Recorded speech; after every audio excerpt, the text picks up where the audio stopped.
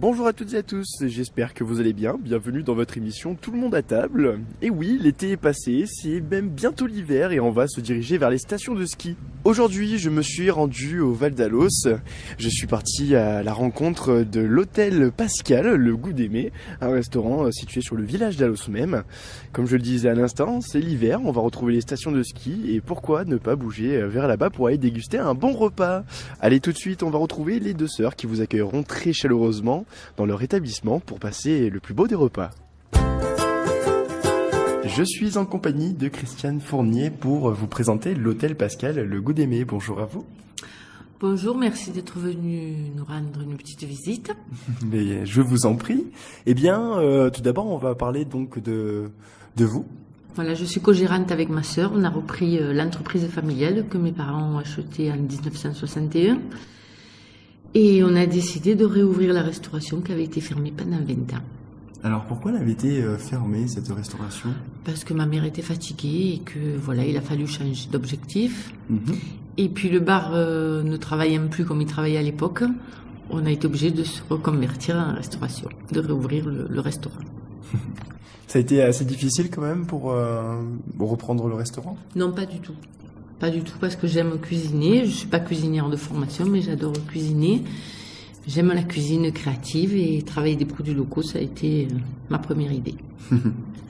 Alors, donc, le choix du lieu, c'était une histoire familiale. Le choix du nom, quant à lui, l'Hôtel Pascal, c'était le même nom lorsque votre famille tenait cet établissement ?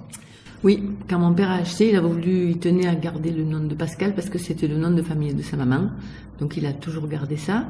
Et nous avons baptisé le restaurant Le Goût d'Aimer lorsqu'on est passé Pays Gourmand pour faire vraiment le restaurant à lui tout seul, quoi, local. Qui travaille avec des produits locaux. Alors justement, donc comment définiriez-vous votre cuisine ? Ben moi, je cuisine familiale. C'est une cuisine familiale, créative. Je travaille avec des produits locaux. J'aime bien mélanger les épices, retravailler les standards, on va dire. Voilà. Et puis, j'aime bien travailler tous les produits frais. En général. De la cuisine créative, cela signifie quoi ? Ben, je mélange beaucoup les saveurs. En fait, c'est une cuisine qu'on ne trouve pas dans nos restaurants proches. C'est pour se démarquer. Donc, c'est des petites cuisines faciles qui changent et des mélanges qui sont parfois surprenants, mais qui vont bien ensemble. Alors au niveau de votre menu, donc j'imagine qu'il change assez souvent. Est-ce qu'on a une idée de la fréquence ? Alors on a un menu qui change donc tous les jours, le menu du midi à 15 €, qui est un menu hyper complet pour le prix du tout fait maison avec une entrée, un plat, un fromage et un dessert. Et après on travaille exclusivement à la carte. À savoir que nos plats sont des plats uniques, on va dire. Les gens terminent soit par un dessert, soit par une assiette de fromage local. Et voilà, donc on change notre carte au fil des saisons et on a un tableau de suggestions qui change tous les 2-3 jours. En fait, avec 3 suggestions qui changent tous les 2-3 jours. Au niveau donc de votre menu, est-ce qu'il y a des spécialités qu'il faut quand même venir à tout prix déguster chez vous ? Alors, ce qu'on a comme spécialité, c'est les toupines. Donc, les toupines, c'est comme des tartiflettes, en fait, c'est revisité. On les fait souvent avec avec des produits locaux en charcuterie, en fromage, puisqu'on travaille avec la charcuterie de Thorame, avec l'Ubaye. En fromage, on travaille pour les toupines avec Sainte-Brigitte. Après, on a des trios gourmands aussi, donc ça c'est une planche, une idée toute nouvelle qui permet de goûter la majeure partie de ce qu'on a. Donc c'est trois caquelons en fonte dans lesquels on peut mettre de la charcuterie, des toupines. On a aussi depuis cette année un menu végétarien, donc ça qui marche très très bien. Ensuite, on a de la viande locale, surtout en agneau et en veau. Et après, l'hiver, on refait la raclette gourmande. Donc dans la raclette, on a du fromage local, on a toute la charcuterie de chez nous, on a des légumes et accompagné d'une salade verte. J'ai entendu parler aussi tout à l'heure d'une carte fidélité pour vos clients. Oui. Alors depuis qu'on est passé Pays Gourmand, on a décidé de faire une carte de fidélité. Donc à chaque passage au restaurant, on vous tamponne une petite carte et au bout de 10 visites, vous avez une réduction. Et donc au niveau des produits locaux, est-ce qu'il y a des produits locaux que vous aimez bien travailler, que vous affectionnez particulièrement? Non, parce que j'affectionne pas particulièrement parce qu'on n'a pas énormément de choix. Donc fromage, charcuterie, et après la viande, c'est compliqué. Enfin, ça revient toujours un petit peu pareil. Après là, on va commencer peut-être à acheter des colis. On a trouvé un producteur pour avoir des colis de veau. Donc là, il y aura un peu plus de diversité de choses parce que ça va être à l'ardoise. Et on travaillera en fonction des pièces qu'il y aura dans le colis. Donc s'il n'y a qu'une côte de veau, il n'y aura qu'une côte de veau. S'il y a un rôti, voilà, ça fera la taille du rôti et ainsi de suite. Mais c'est bien de travailler comme ça et de proposer juste la quantité qu'il y a dans le colis. Parce que ça montre bien que c'est de l'ultra frais. Alors j'imagine que forcément l'idée de la cuisine créative était venue, on va dire, pallier ce petit problème peut-être? Oui, parce que ça permet justement d'être créatif, parce qu'il faut se débrouiller avec ce qu'on reçoit, de faire quelque chose qui soit bon et qui change. Voilà, et qui soit apprécié des clients. Donc en clair, si on parle de votre menu et des plats que vous proposez, c'est un menu entièrement pays gourmand. Oui, on a une carte dédiée entièrement à pays gourmand et après on a quelques à côté. Les suggestions ne sont pas toujours de pays gourmand parce qu'on ne trouve pas tout ce qu'on veut non plus dans les produits. Mais on essaye de travailler au maximum tout ce qui est de chez nous, quoi. Après on a des desserts aussi, on peut parler des desserts. Donc on travaille avec des yaourts, avec des faisselles de vache, de brebis. On fait aussi des tartes avec ces produits-là, à base de faisselle, ça arrive souvent. On fait en dessert beaucoup de cobbler, de tartes aux fruits, de délices de fruits, c'est tout fait maison et c'est tout à base de compoté de fruits frais. On a également des apéritifs, des digestifs et une bière locale. Donc en apéritif, on propose un petit vin aromatisé, soit au ginépi, soit à la lavande framboise. En digestif, on a l'agastache, qui est un thé mexicain et qui est une plante qui pousse dans l'Ubaye, avec l'incontournable ginépi. On peut mettre aussi la liqueur de thym. Après la bière bio, donc de Thorame Basse, de chez Monsieur Pougnier, qui se décline à la pression ou en bouteille. Depuis cet été, on fait des jus de fruits naturels de Monsieur Gibert à Saint-André-les-Alpes, avec qui on travaille en fromage de brebis aussi. Et puis voilà, après on a des glaces artisanales qu'on prend à notre fournisseur, mais qu'on ne fait pas nous-mêmes, mais qui ont des parfums vraiment très sympathiques et très appréciés de tout le monde. C'est des glaces qu'on pourrait qualifier de glaces traiteurs? Artisanales, c'est fait par un maître glacier. Et on a des parfums vraiment très sympathiques comme le citron basilic, la lavande et le miel, la rose litchi framboise, le calisson. Tout ça, c'est un grand bonheur pour tous nos clients. Et puis c'est des mélanges assez particuliers, c'est peut-être pas des glaces qu'on va pouvoir retrouver tous les jours. C'est ça, et du coup ça marche aussi bien l'été que l'hiver. Alors en plus de ça, dans votre menu, on retrouve donc un menu enfant. Voilà, donc on est labellisé Famille Plus, donc pour cela on propose diverses choses pour les enfants. Donc on a un menu qui a un prix très avantageux avec trois possibilités, et notamment la toupinette, qui est un petit gratin avec des produits locaux, donc du jambon, de la tombe de Sainte-Brigitte. Ils ont un dessert, un petit sirop, et ils ont également des sets de table avec des coloriages, ils ont une vaisselle adaptée, des jeux et des livres à disposition. Alors en même temps, ce label permet de proposer, on va dire, un menu enfant qui change comparé au steak frites, à des plats très classiques. Voilà, qu'on nous, peut proposer. Déjà, on ne fait pas de frites. Voilà, par définition, on ne va pas faire de frites.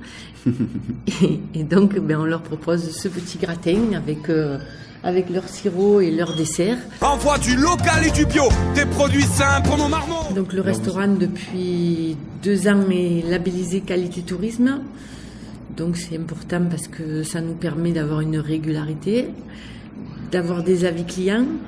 Ce label qualité tourisme, cela signifie que pour des gens qui souhaitent, même des gens peut-être du coin, qui souhaitent découvrir donc le pays d'Alos, le pays du Val d'Alos, en tout cas, seront très largement et très bien reçus dans votre établissement. Voilà, oui, ça fait partie de ça. Alors enfin, vous avez donc un espace boutique. Alors qu'est-ce que vous proposez comme produit dans cet espace boutique? Alors en fait, l'espace boutique est à développer. Pour l'instant, on l'a un petit peu laissé en stand-by. Donc on propose de la charcuterie que l'on vend, que l'on sert à table, les boissons, jus de fruits, les bières, les digestifs et les apéritifs qu'on propose aussi à la carte. Donc en fait, on déguste des produits chez vous et si on a bien apprécié ces produits, eh bien on peut repartir avec à la maison. Voilà. Vous êtes également un hôtel et un bar. Oui. Alors le côté hôtel, quand est-ce que l'on peut venir? Donc c'est ouvert toute l'année. On ferme simplement un petit peu en novembre.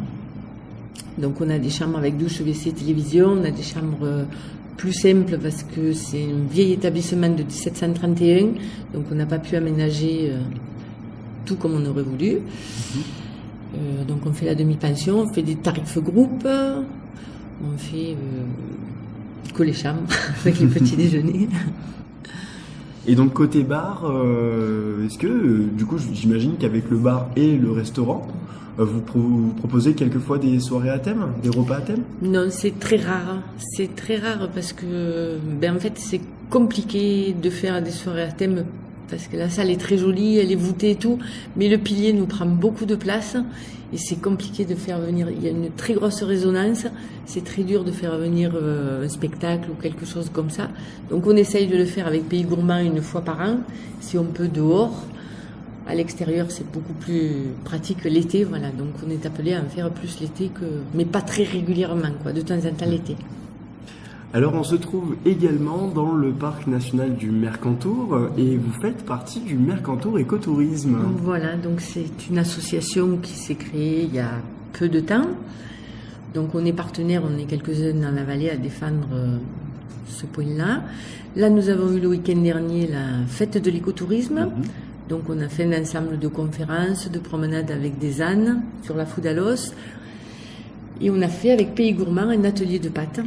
Donc il y a des mamies du 3e âge qui sont venues nous faire la démonstration des macarons, qui sont la recette principale de notre village.